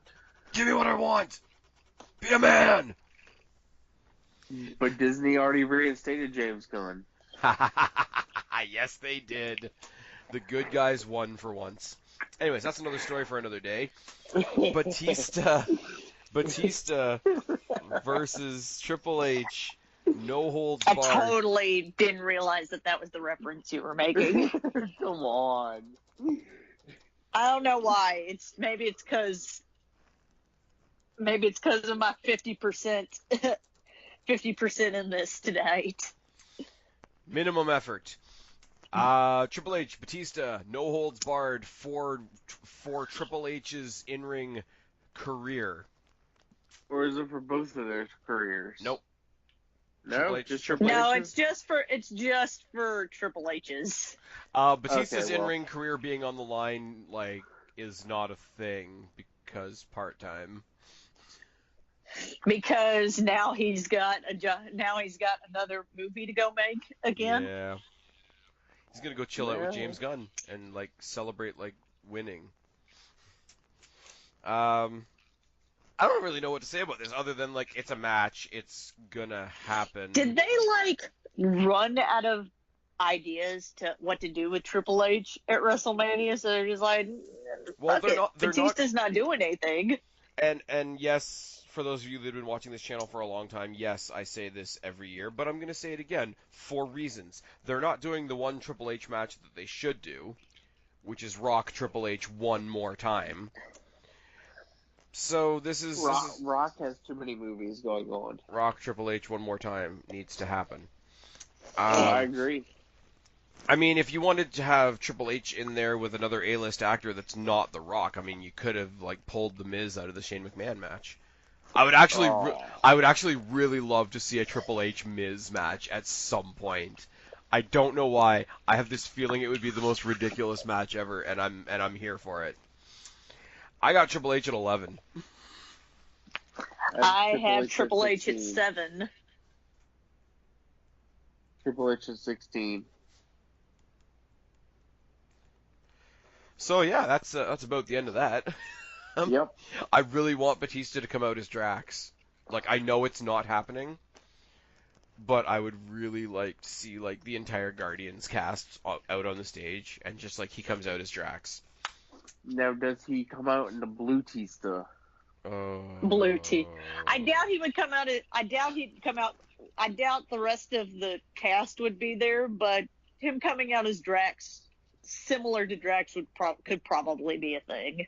And then the entire ring canvas is covered in like green and red paint. I don't know. And have Triple H like redo the whole like Terminator entrance, so you've got like Drax versus the Terminator. Or I don't know. Oh my God, no. Triple H needs to be Thanos. Yes. Yeah. Yes. That would be a crazy entrance. I'd love that. If Seth Rollins was a gauntlet. Oh my God, it's gonna happen now, isn't it? Fingers. Because he's already called him out on the whole Guardians thing when he came out with his security guards, and they were like the guardians of the indie scene. Oh man, I'm more excited to see like what their entrances are gonna be like than the match. Everybody said it, and I'm gonna bring it up too for the hell of it. Like Triple H loves long matches because he can always like make the part timers look like really gassed and really like out of breath really quick. I predict this being like way longer than it needs to be, and I'm gonna laugh a whole bunch. This will be way longer than it needs to be. But you know what else is gonna be longer than it needs to be? What? WrestleMania.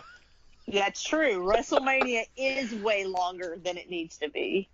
Like WrestleMania is so long now that we could do more than one Iron Man match, and it would fit. Yep. Anyways, yeah, Triple H is Triple H coming out all purple with the helmet and everything. Yeah, I don't know.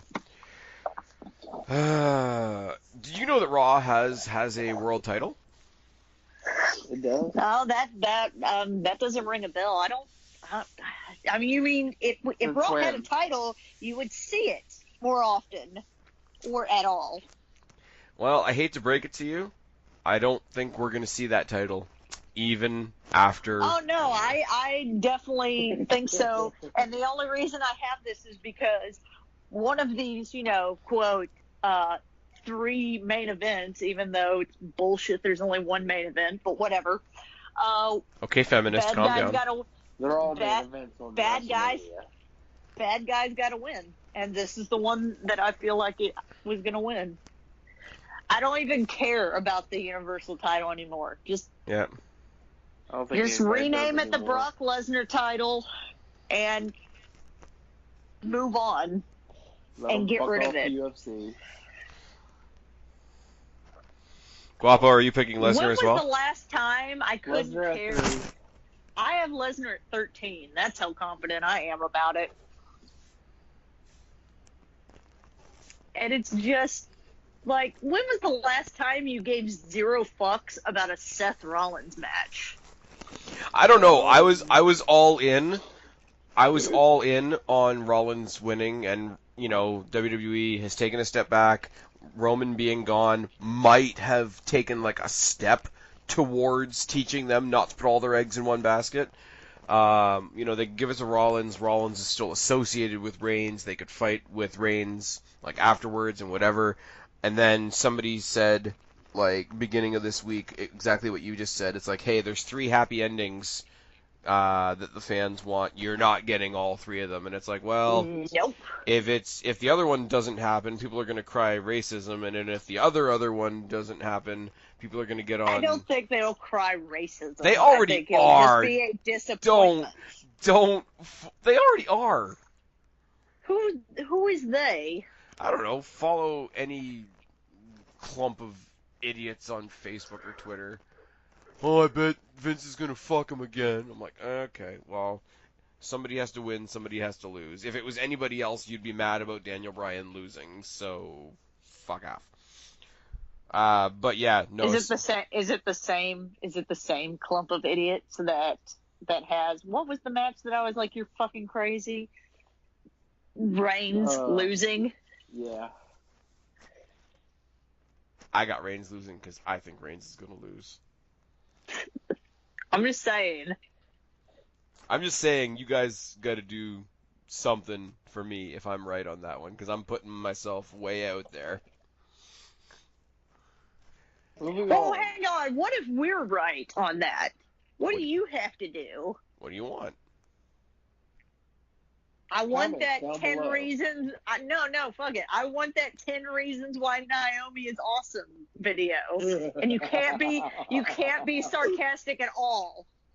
Can't be sarcastic at all? So It cannot be a sarcasm video. I want genuine things that you like about Naomi. So you want me to lie? No, I want you to dig deep down in your soul and find things you like about her. Sometimes she doesn't show up to the arena.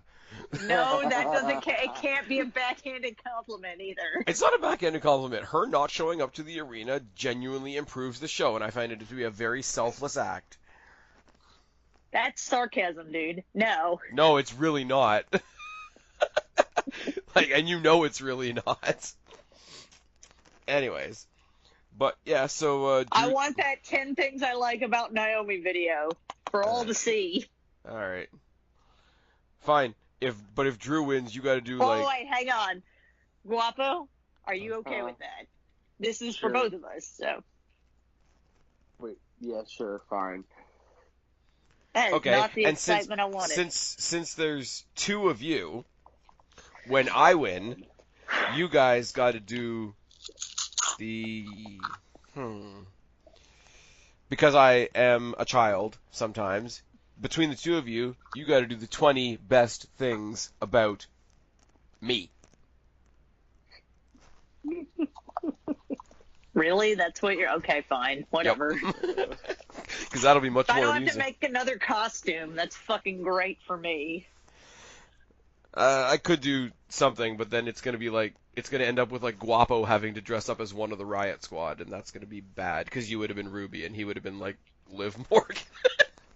Yes, that's what I want. Actually, that is entirely a thing. I take back the video thing, and you have to be Ruby. You have to be Ruby Riot, and he has to be Liv Morgan. It's recorded, and it's now out there in the universe. Nope. The WWE universe. You see, Spaz, this can be edited out. Yeah, but he's doing the editing. Or lack thereof. The whole time we were like talking about you while you were like fixing your headphones and peeing. Like that's all staying into. Okay, let's just get this over with because it's painful as fuck and I just want to get it over with. Daniel Bryan versus Kofi Kingston. You guys talk about it. I don't care. Kofi Mania. I think Kofi's gonna win. I don't think he's gonna hold on to the title for very long, but I think they are gonna give him his like, here you go. You have busted your ass for the company for this long. You've done everything we asked. Here's your WrestleMania moment.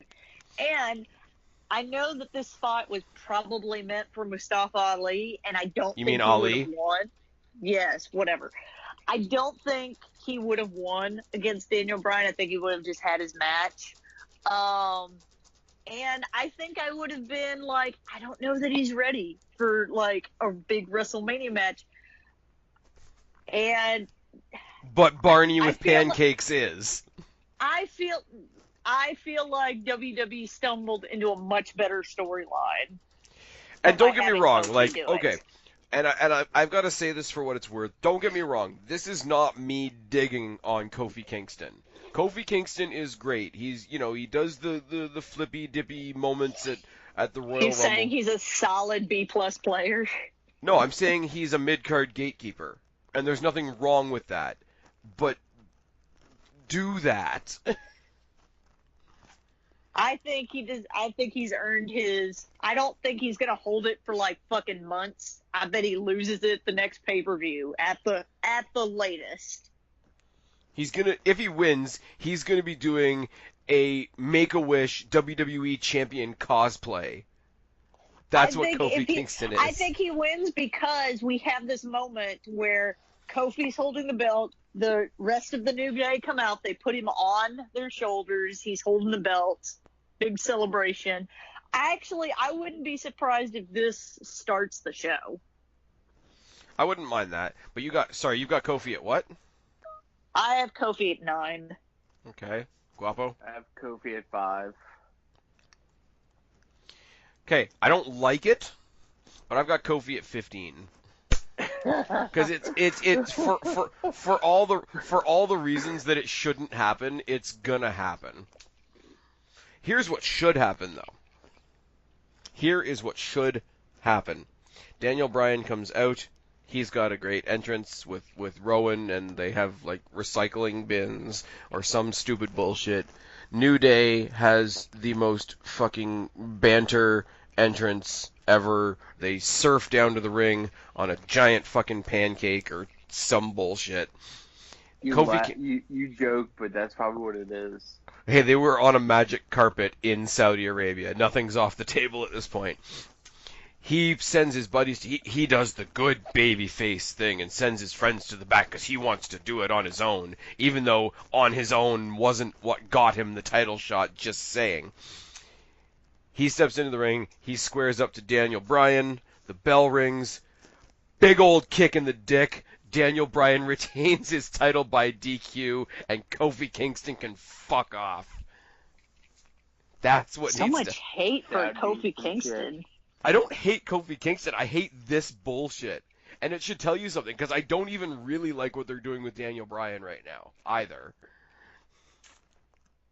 This is garbage. Garbage. Garbage. So negative. Use the New Day. Introduce the what's the fucking bullshit that they have in ROH, the Triad Championship or whatever. I'll waste my time with this garbage. What? Triad Champion? What are you talking about? What the freaking Bucks and somebody else had the 6-man tag title. The 6-man tag, yeah. Yeah, but there's one. The Triad. No, isn't there like a triad or trios or something, whatever. Anyways, I know shit sometimes. I'm fucking tired. Let's get on to the main event. Becky's winning 16. Main event. How much would the arena, like, what level of meltdown if, like, Charlotte Flair walked out with both belts? Okay, here's my question for you. Would burn. Okay, first of all, Becky's winning, right? Yeah, Becky's winning. Okay. I have her at 10. Kristen, what do you have left? 8. Okay. 8. I have Becky winning because I feel like they won't make it out of the arena. The audience will have Vince's head on a spike by the end of the night. They will hunt him down and put his head on a spike if Becky doesn't win. Here's my question for you, and ultimately I will say the answer to this question doesn't matter, but it's just for a topic of conversation. Look what they've done with the Becky character. Look what they've done with Charlotte's character. Look what they've done most recently with Ronda's character. Which result would piss the fans off more? Ronda walking out with everything or Charlotte walking out with everything? Charlotte Ronda. walking out with everything. No, Ronda. False. If Charlotte walks out with everything, Vince's head on a spike equals Vince's head on a spike. See, I do agree, but there is that thing with wrestling fans where even if we don't like somebody, if they're from our side of the fence, we'll still take them over an outsider. And as good as Ronda Rousey's been, she out of the three of them is still the outsider.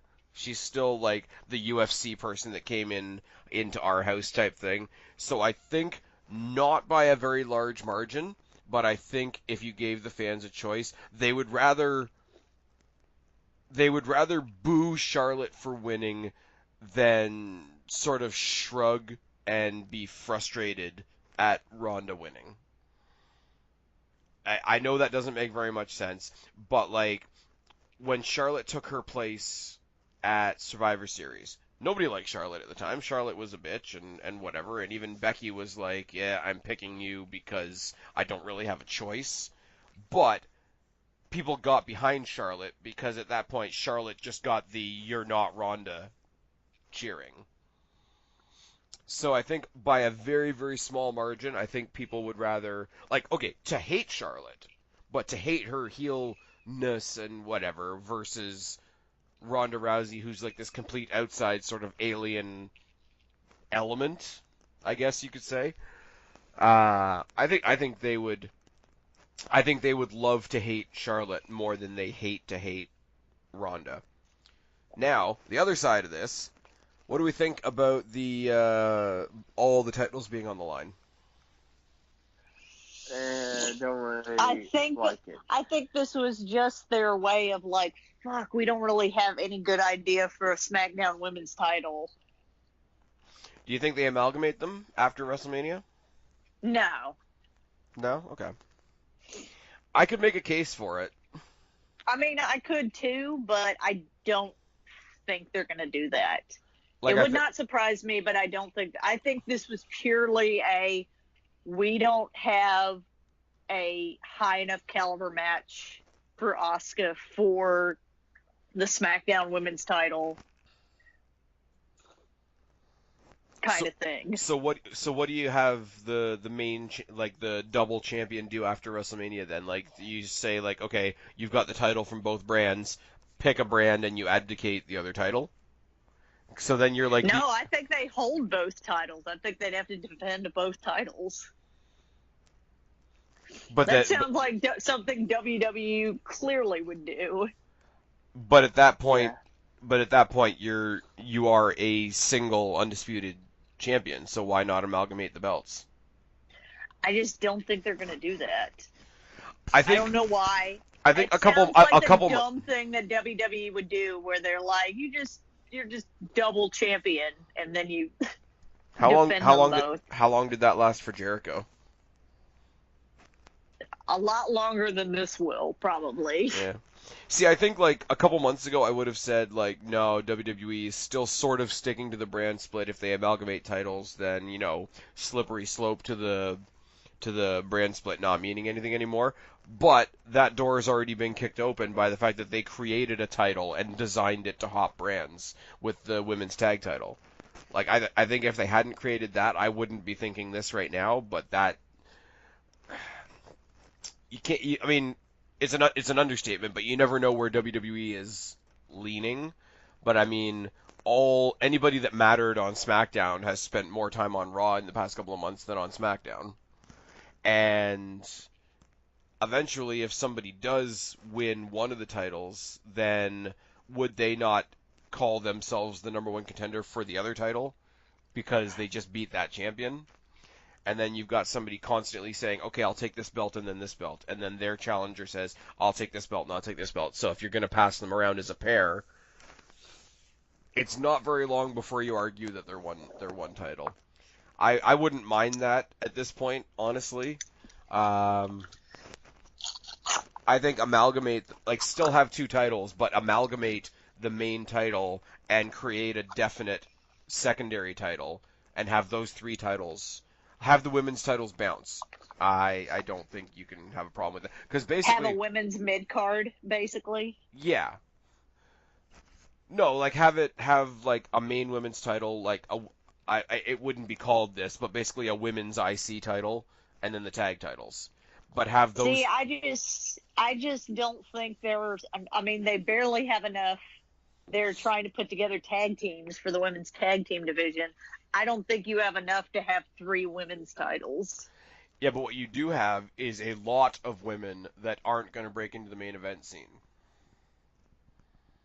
Like, your Mandy Roses, your Sonya Deville's, your Nikki Crosses, your Ruby Riots, as much as she's kind of a joke right now, Alicia Fox, Mickie James, none of these people are going to be in the main event title picture, and not all of them are going to be tag teams. So if you're a singles person in the mid-card, you're fucked.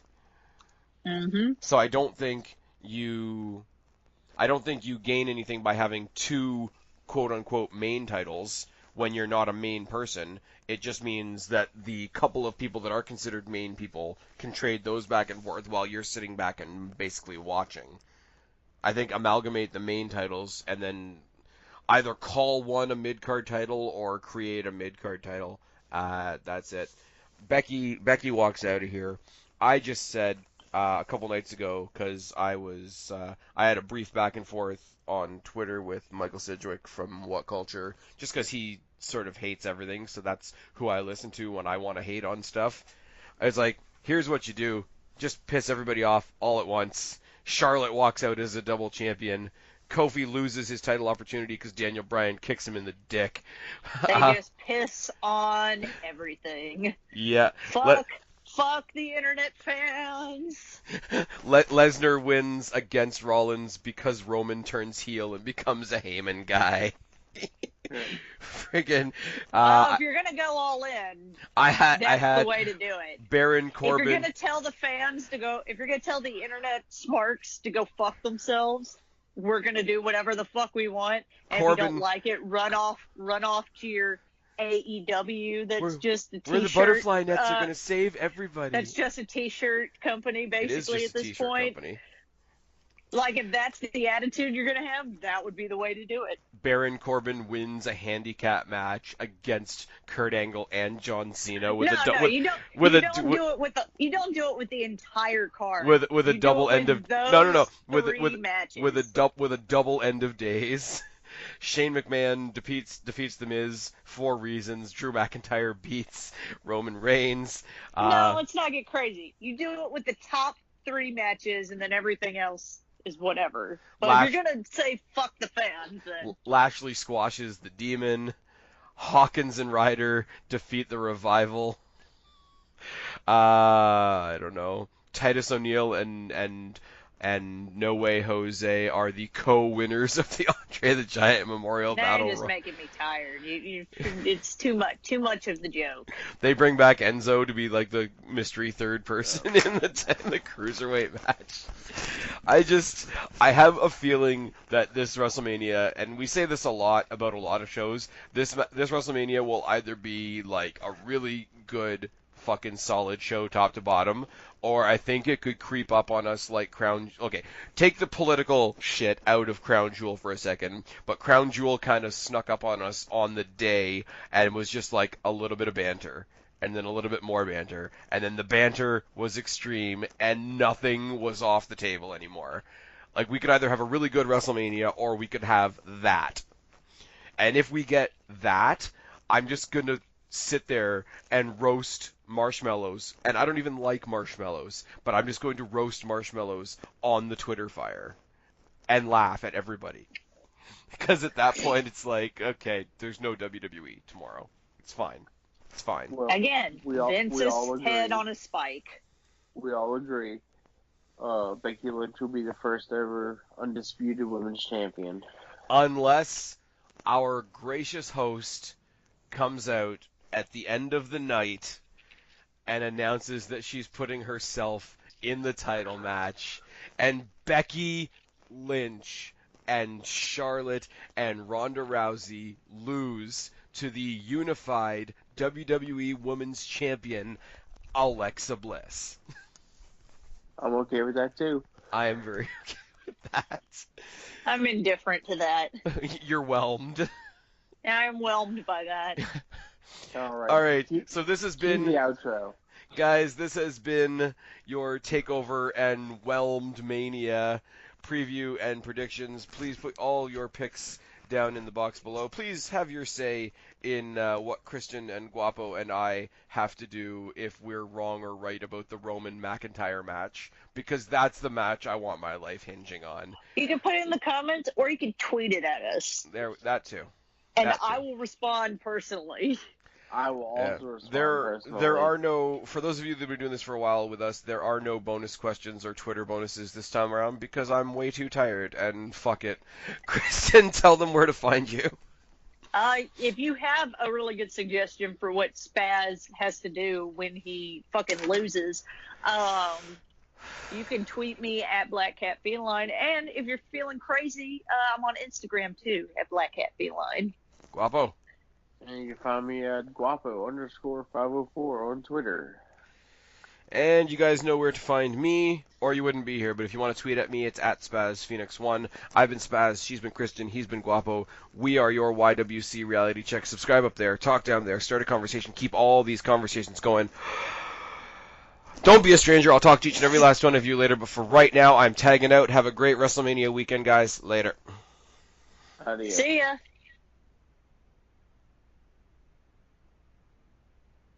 So fucking tired.